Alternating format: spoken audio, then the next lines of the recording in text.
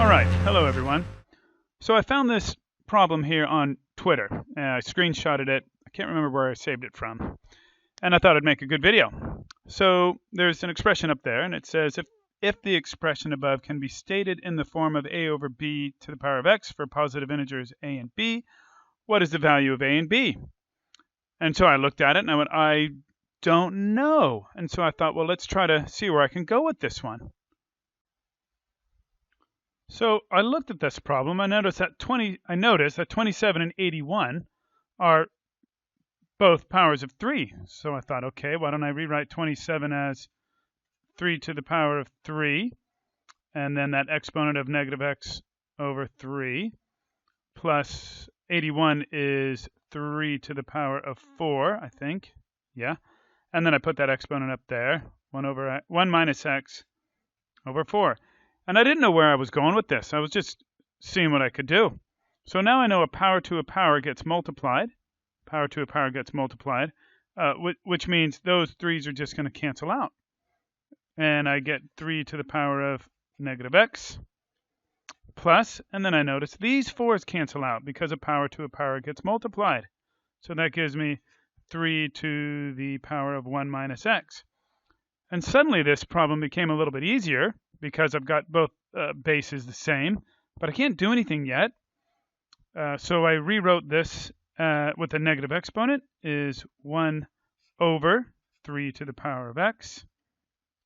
And this one, I can't do anything with this yet, 3 to the power of 1 minus x, but I'm just going to write it over 1, and you'll see why, because I've got fractions here with uncommon denominators, and I want this guy to have a denominator of 3 to the power of x, which means I have to multiply just this fraction by 3 to the power of x, whoops, that's a little bit too big, over 3 to the power of x.